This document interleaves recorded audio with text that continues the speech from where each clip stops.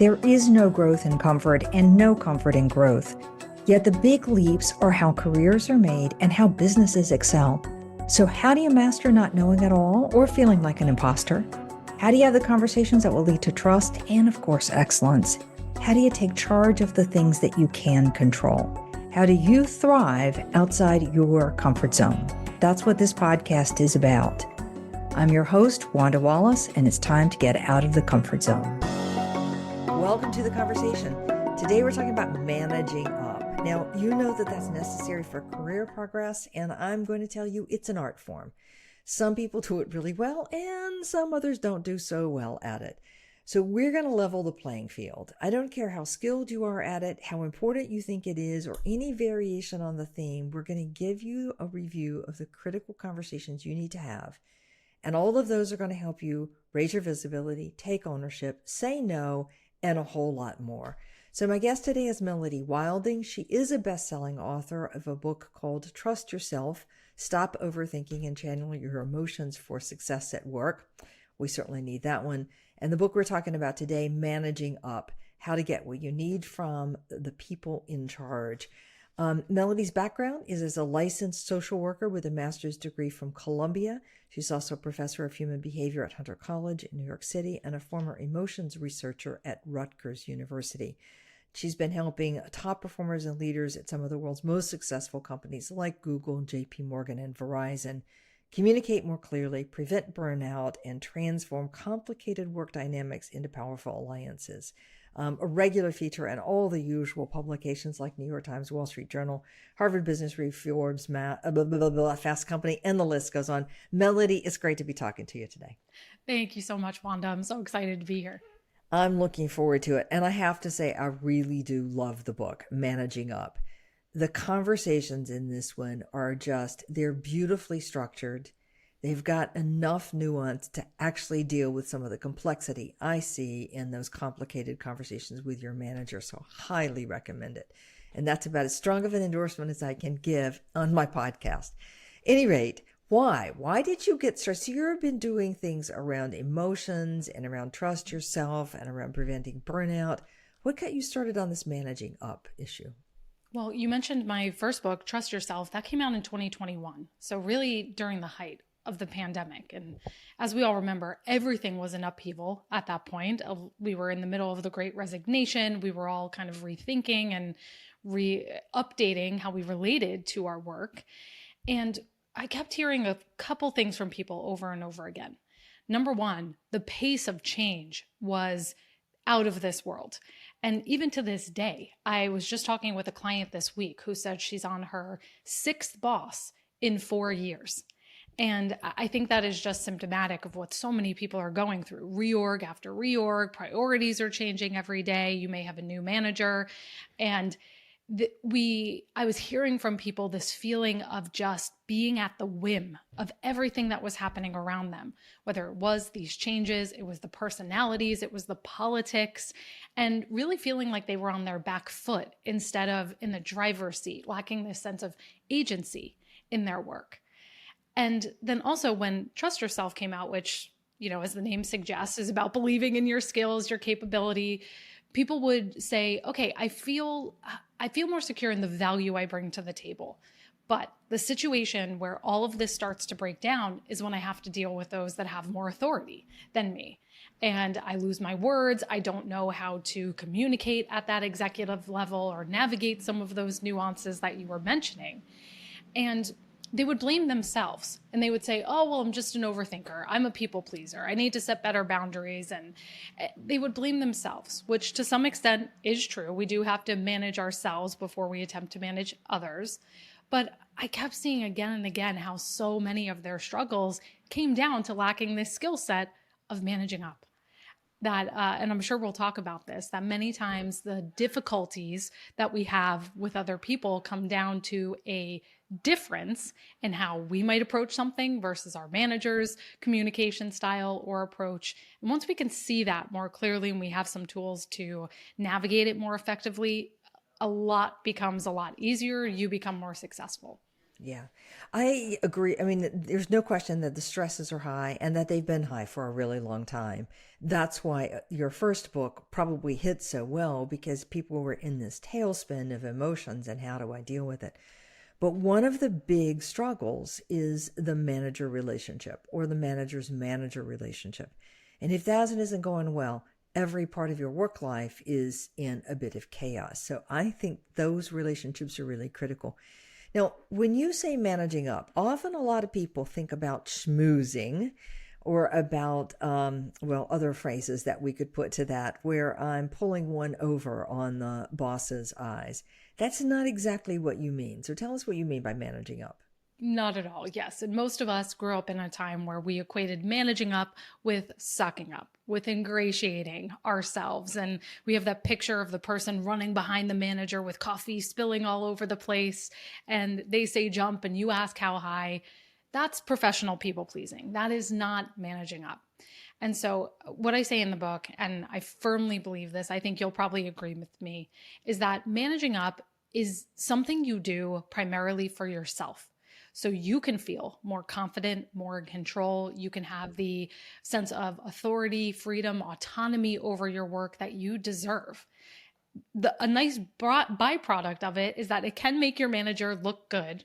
That's a nice byproduct of it, but that's not the main driving force. And that's how we've been taught to think about it. And I think another thing you were mentioning, you hit on something very important, which is that our relationships with our leaders are not only the most important in the workplace, influential there, but also for our overall mental health. There have been, since the pandemic, more studies looking at this, and they have found that your relationship with your manager can have a bigger impact on your mental health than that of the relationship you have with your doctor, your therapist, and almost as much as you have with your spouse. And so that's how important it is to really make sure that you're building trust, rapport, that you are able to command respect. And another wrinkle or layer to all of this is that we need to think beyond our direct manager. I'm sure many of the companies and organizations that you speak to are matrixed. And people may have one functional lead and then a project lead for something else. They may also have kind of a quote unquote boss at a client or a vendor that they have to be able to influence. And you were mentioning also your manager's manager. And so it's also a mistake if we think about managing up in this kind of limited, pigeonholed, oh, I just need my relationship with my direct supervisor to click into place and everything will be fine. We need to think so much further beyond that in terms of our visibility, our advancement, how we're building our reputation.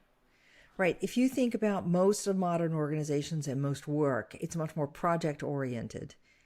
So in one form or another, I'm on one project, one deal, one assignment, and the who is the most senior person on that project will rotate. So all of those are relationships to manage. I love your definition that managing up is not to manage to make look good or to make happy. It's to give me more control in those relationships. So what a great phrase. All right, now I happen to love the framework of the book. In fact, spoiler alert, my next book coming out next year is really around key questions. So I just love the way that you've done this with the 10. So 10 conversations that you need to structure in order to have the right kind of relationship with your superiors. Kind of just list those for me and give me a quick highlight about what each one is. And then I want to take a deep dive into a few of them. Sure. And let me explain why I did it this way. Is because I'm not sure if you've had this experience, but certainly I did in my career. And I hear this from clients again and again, that we're given feedback in a performance review, or a mentor says, it would really benefit you if you learn how to influence without authority or navigate your relationships across the organization. We're told that. And then in the very next breath, we're given these basic, pithy, catchy one-liners of be proactive, get in their head, make them look good, come with solutions, not problems. And those are directionally helpful and they are correct to a certain extent, but they're overly simplistic. because, well, what does it mean to come with solutions, not problems? And how do I do that in a way that doesn't feel like I'm stepping on my leader's toes? And there's all these nuances, and managing up is so much more, it has so much more breadth and depth than any one of those kind of high level statements can capture. And so I wanted to create this 10 conversations framework to really make it more sticky for people to understand. How do I take some of these invisible dynamics and maybe unspoken rules and actually distill them down into something that feels tactical, but also have a methodology that I can follow? And so that's where the 10 conversations came from. And as you said, there are 10. The first 5 are the most foundational. And so we're talking about things like alignment, styles, ownership, boundaries, and feedback. And then once we have those foundational ones, those pave the way for the more advanced ones, the latter 5, which are visibility, networking, advancement, money, and then finally the quitting conversation, because even when you have one foot out the door, you still need to manage your relationships. I love it. I love it. I wish we could dive into all of them. There are 4 that I particularly love because they're the 4 that I find people most often get wrong or overlook. And you're going to find that 3 of them are the more foundational, and then I got 1 on the advancement. And granted, we could talk about the money and promotion and all those, but let me stick with my favorite list out of this one. I want to start with your first one, which is the alignment conversation. When I started reading this, it strikes me that alignment is really very straightforward. We've got a mission, we got a set of objectives, we got a goal, okay, great, we're aligned. But actually, it's not nearly that complicated. So walk us through this disconnect that sometimes happens between the boss and the direct report when you don't really understand what your boss is asking you to do. Yes. Or what they really intended by what they said, above and beyond the yearly goal for the group. Yes. And there's so many layers to this, right? Your manager is a person too. They're an imperfect person in an imperfect system, and they have pressures and priorities, and they're having conversations that you're not privy to. And they may not be withholding from that out of malice. It's just they have so many plates spinning. They may not think to tell you the executive sponsor in this meeting now wants to go a different direction. And it may just not come up in conversation. Yet when we then squirrel away working on a project that we agreed to at the beginning of the quarter, and then we come back a couple weeks later and our manager says, we've changed. We've changed directions from that. And then you feel like, well, how did I waste so much time? And that's where some of that friction can start to come up. And so the alignment conversation, we have to go just past the surface level of what are our key priorities to try to get one layer deeper in the onion to understand what are some of our managers, maybe unspoken or not fully articulated pressures, goals, pain points. And also be having this conversation in a lightweight way more frequently as things are quickly evolving and changing. And so, yes, as you were saying, I'm hoping everyone here is doing, whether it is annual or biannual, maybe even quarterly goal setting with their manager. That should be a baseline here. But as I mentioned, we want to go deeper than just, well, what are our key priorities? So in that chapter, there's a number of questions I recommend to how do you get under the hood a little bit more. And one of my favorites there is either asking some version of, what are the metrics you're asked about most often? Or what are the metrics you and your manager talk about most often? Because it could be the same as what you assume it might be, or it could be different. And asking that gives you almost instant clarity to what your manager is going to be aligned with, what they may be putting time, budget, extra oversight on, where they may seem a bit more micromanagey on you because it's important to them and how they are being evaluated. So I'll pause there because I know you love questions. You might have some thoughts about this. Oh, I have 1,000 ones. I can always make commentary, not necessarily that it's a value added, but I can always make it. Yes. And I find sometimes with managers, like a shift will happen usually at the end of the year as you're thinking forward to the next year, where you say, this group isn't really hitting the mark in this particular area the way I want them to hit the mark. And you have a conversation with your manager's manager now, and you sort of shift and say, well, great, let's look at this new metric as a result to try to keep people on track or accountable or doing a different thing. Okay. So the metrics can shift, and you don't even necessarily know that they shifted. And then you can be misaligned. The other thing that I see, especially as I talk with lots of managers about how do they hold their team accountable, one of the things I start with, it's got to be crystal clear what goal we're trying to achieve, and it has to be mutually understood. Most of the time, managers will say, go do blah, blah, blah, blah, blah. But that may mean something different to you than it did to the manager. You may have heard the details. You may not have heard it. They may have not said it clearly. Just stopping to say, wait, let me make sure I understand what you're talking about is a useful exercise. Even with the best of intentions, this can go off track. Yes. And what does success look like? If you flash forward, and getting them to imagine it almost like a movie. If you flash forward 3 months, we're having this conversation again. What would you like to say had been possible by that point? Or what would you like to be reporting to the board? That can really help them get into the nitty-gritty. And another one of my favorite questions in there is to ask, what does good performance look like? And let them answer. And then say, okay, great, very helpful. What does great or excellent performance look like?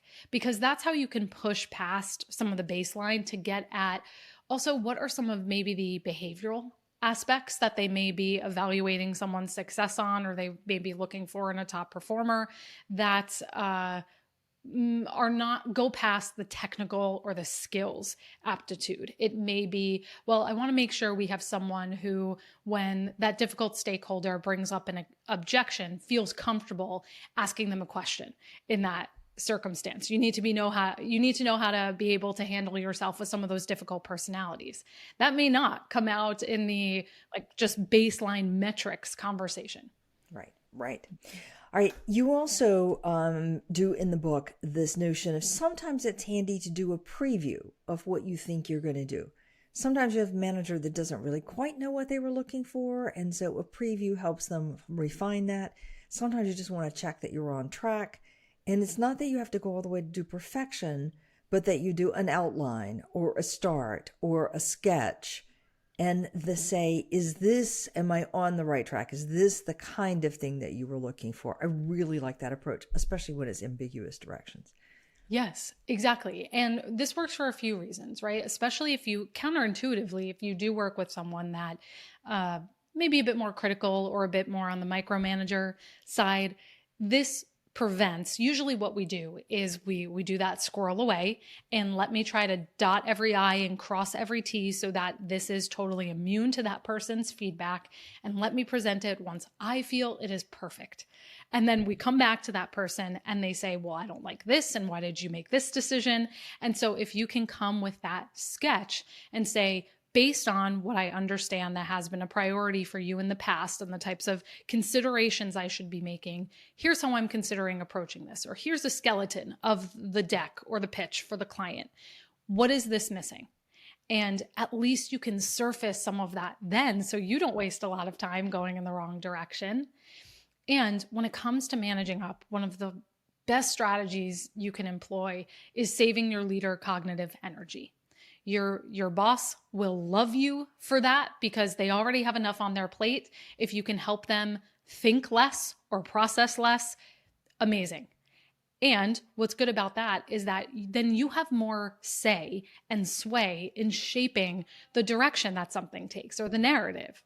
And so it's so much easier for your leader to react to something tangible than it is many times to stay in this kind of esoteric, high-level conversation. It's much easier for them to say, I don't like the messaging here. Let's do this a little differently there than, like you were saying, to say in abstracts and non-specifics.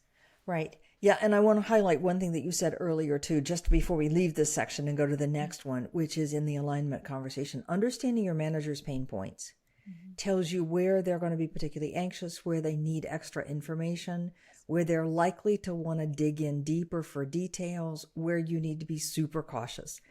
And that's just enormously helpful when you're trying to deliver your best results. All right, let's shift. I want to talk about the styles conversation. And I happen to love your me manual. So walk me through the styles conversation, and then we'll talk about the me manual. Yes. Styles is probably my favorite conversation in the entire book because it's so immediately useful. And I was alluding to before this idea that oftentimes what we perceive as difficult behavior in the workplace often comes down to a matter of difference. And that is most true when we were talking about communication styles. That what we perceive as someone being overly critical, or why are they poking holes in my thinking? Why can't they give me clear direction to save their life? Most of the time that comes down to a difference in how we process information, our preferences, our approach to the work. And so that's why it's so important to understand styles, so that you can decode and take less personally someone else's behavior. But the other side of it, which we'll get to, is being able to communicate and assert your preferences and approach.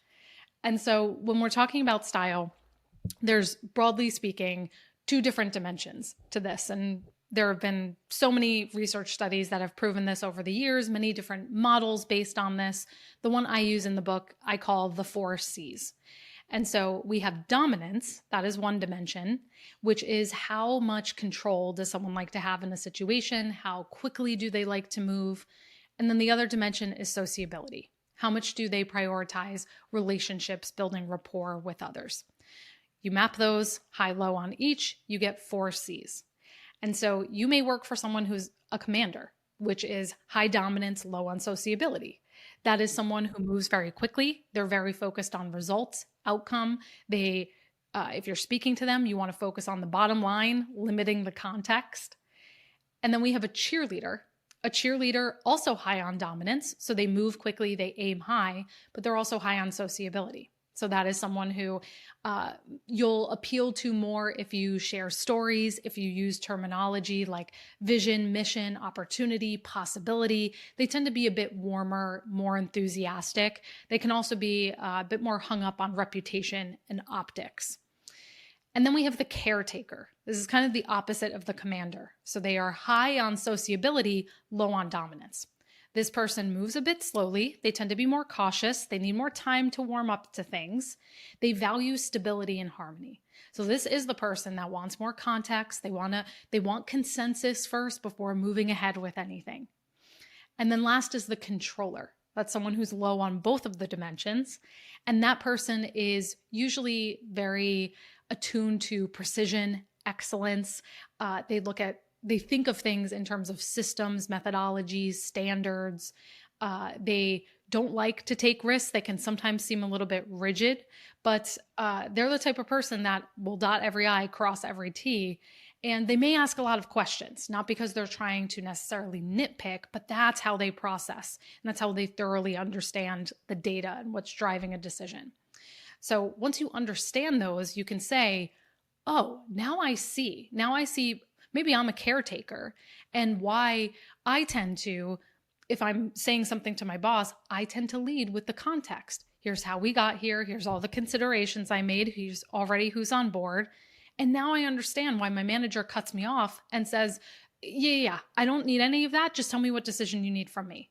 And instead of taking it personally, we can make very selective, strategic adjustments to lead with our bottom line, to say, here's the decision I need from you. I have other details I could share, but I wanted you to have that information up front. And it just makes everything so much more smooth for them and for us. Yeah. We could argue, those are two great dimensions. There's no question. The control dimension and the relationship dimension are really powerful. And we can quibble about whether there are others that matter or don't matter. But for the starting point, the whole purpose here is making sure you understand your leader's preference in how they think, process information, communicate, what they're going to worry about. Like risk taking, are they going to worry about it and how, or not? Conceptual, are they going to worry about or not and how? So if you know that, then you know what to say to them, as you just rightly said. But I think the reason I like the Me manual so much is because you give much more detail in the kind of things you want to know about you. So explain the me manual, and then we'll dive into it a little bit deeper. Yeah, the me manual is for the other side of the coin, which is being able to articulate and assert your own style. And it's essentially a way for you to create a operating guide to you as a professional. And there's a bunch of different prompts to work through in the book, but we've talked about some of them here. You know, how do you like to process information? Do you want questions in advance of a meeting so you can think about them? How do you like to give and receive feedback? Are you the type of person that really likes to work on one meaty project? Do you like to be spread across a couple of things? What are some of your limitations around even things like your work hours? All of that goes into your me manual. And this could be something you share with your leader. And I have many people that do that. Of course, you have to read the room and understand the culture you're operating in. But more times than not, I've never heard anybody tell me they regretted sharing their me manual with their leader. Most leaders are very relieved to have it, especially if you approach it from the perspective of, I want us to work together successfully, and I want you to have the best performance out of me possible. And here are some things I've gleaned about myself over the years. And I can't tell you also how many leaders have said, this is great. Can I use this? Or could we do this with the entire team? Because it would be really helpful to have this for everyone, just to eliminate some of that conflict. So you can share it outright like that. You can just take pieces out of it. So a classic example is a feedback conversation where I always recommend that you should bring up with your leader, we're going to have times where we don't see eye to eye, or there's something I want to give you feedback on. What's the best way for me to do that? What would your preference be? And you let them answer. And then you say, again, great, helpful. For me, here's what I have found has worked best for me in the past, what I've learned working on other projects and with other leaders. So it becomes more of a two-way conversation rather than you just reacting to and responding to, becoming a chameleon for whatever your boss wants. Right. What's nice about this and about the structure of the conversations is we have that conversation before there's a problem. Like the feedback conversation before there's a problem, the communication conversation before there's a problem. And that means that when there's a problem, we've got something to fall back on. So remember when I said that I really like this. I think I missed this for you this time. Can we regroup? I mean, there's just a dozen ways you play it, but if you haven't set up that manual in effect, then it's harder to come back to those points and kind of regroup or reposition or wind back something you said that maybe you didn't want to say. And whether you share the manual as, here's my written document, or whether you just share the manual verbally, I don't think it matters all at one time, over time. I think there's just a lovely exercise there in thinking about yourself. Mm-hmm. And then it gives you a set of questions to ask about somebody else. How wonderful. So the group I was with this morning was saying, how do we get better soft skills? And it's like, we'll start with self-awareness. There's a good way to start. And then you got to get to know the other person who's quite different than you. That's the place to start. It's a brilliant, brilliant way to go with it. Can't recommend it enough. All right, let's talk next about the boundaries condition. The one that scares everybody to death because you're basically going to tell your boss, no, I'm not doing that. So walk us through how this works. Well, I have a bit of a hot take on this, which is that no is not a complete sentence in the workplace. That may be true in every other aspect of life, but if you just imagine, Wanda, if you asked a colleague or one of your team members to help you out with something and they just said, no, you'd be like, what did I do to upset them? This person is being insubordinate, right? It doesn't go over well. So we need to be more tactful and diplomatic with how we deliver that pushback. And of course, there are also other considerations here where we need to, for gender, for racial reasons, there's all this intersectionality about that factors into how we have to walk this fine line between being a team player and being a pushover, and that takes finesse. So with the boundaries conversation, I always recommend, we're talking a lot about questions today, and questions are a huge power move in so many aspects of work and life. And they come in handy here too, where instead of just that outright refusal, you engage the person by asking questions first. this buys you time to manage your own inner reaction about what's happening instead of just snapping at the person, or just a lot of us who are recovering people pleasers, we have that knee jerk, yeah, sure, I can do it. We don't even process before we have said yes. And so instead of either of those extremes, ask some questions about what's the actual timeline. You said you need this soon. What's the actual timeline for that? Or what's driving the urgency here? Can you help me understand what factors went into this? Who else will this be visible to? Who else is involved? Do you think that this is going to be something that's a one-time need or something that could potentially be ongoing? Because that will help us gauge our bandwidth. So those types of questions, they also help you clarify the request, because you may not know on the surface level. It could be something that's really valuable for you or your team because it gives you exposure to a different department or a different skill set. You may want to make a concession to say, yes, we can fit this in. So ask questions first. But nevertheless, of course, there's going to be times where we're just being given more than we can handle. And there's several different frameworks in that chapter. The one I find is most useful in most situations is called the trade-off approach, which is essentially you are saying, if we add this, then something else has to give. And it operates on the psychology of forced choice, where you are creating a frame for the discussion and you're making it more of a binary instead of just, no, we won't do this. You're saying, okay, I hear this new thing is being added. If we do that, that's going to push back this other timeline. Are you okay with that? Or what would you like us to deprioritize or reprioritize? Here's my suggestion. Are you happy for us to move ahead with that? And so you position yourself as more of a partner and a collaborator rather than just someone who's shutting it down. Yeah.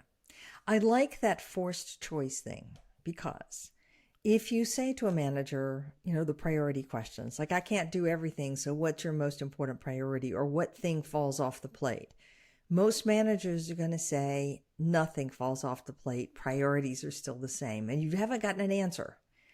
But if you say, because they're not thinking about it, they're just reacting in the moment. And again, it's heavy cognitive load. So as you said earlier, we don't want to make it hard on the manager.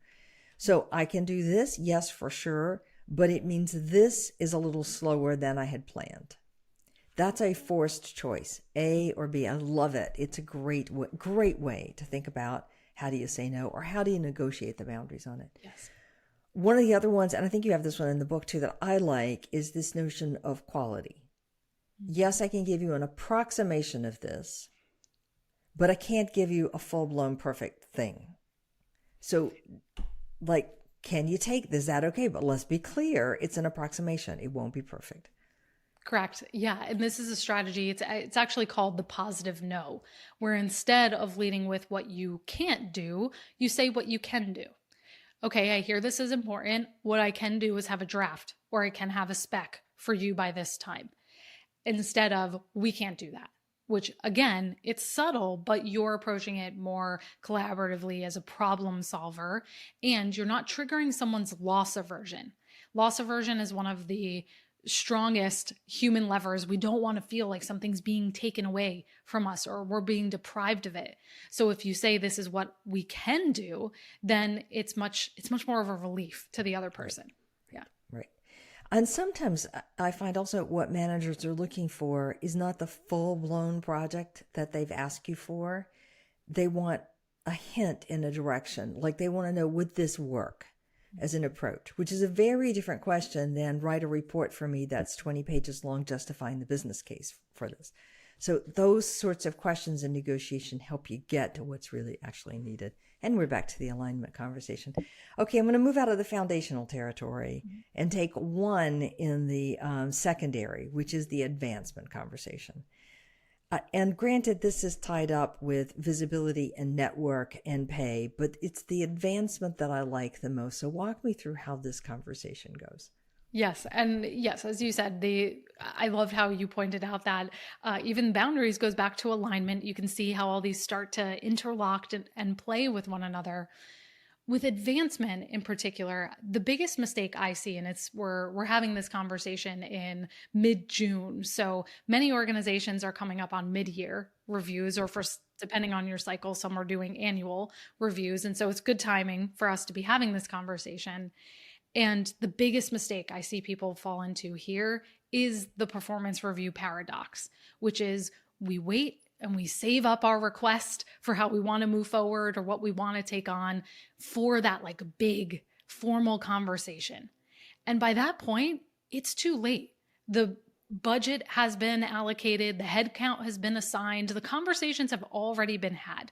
So if you're waiting till that point, and many times we don't want to rock the boat, our manager is busy, it feels awkward to bring it up, but you're doing them a disservice and yourself. So the key takeaway in that chapter is we need to think about seeding our aspirations early and often. Again, not in a heavy-handed sort of way, but so that it's not an afterthought and it can be accounted for in planning. And so let's take the example. I'm sure you and I have worked with a lot of people that may want to go from, let's say, director to VP. You might approach your manager and say, I would like to have this different title by the end of the year. What do you need to see in order to make that possible? And so you're floating the conversation. You can gauge the reaction. You can also gauge what objections they may have. You may find out, I had a client who did this, and what she found out is that she needed a organizationally sanctioned mentor who was not her manager in order to go through the promo process. And she was like, wow, I never knew that. And she had been in the organization for so many years. And so finding out who else needs to be involved, what they need to see to gauge your readiness, so that you're basically creating a checklist for you to meet that periodically, hopefully once a quarter, you can sit down with your manager to say, all right, in March, we agreed on this. And so far I've done boom, boom, and boom. Are we still on track for that? Has anything changed? Again, instead of it being this afterthought, you're just mapping with it. It becomes kind of just a natural conclusion that happens.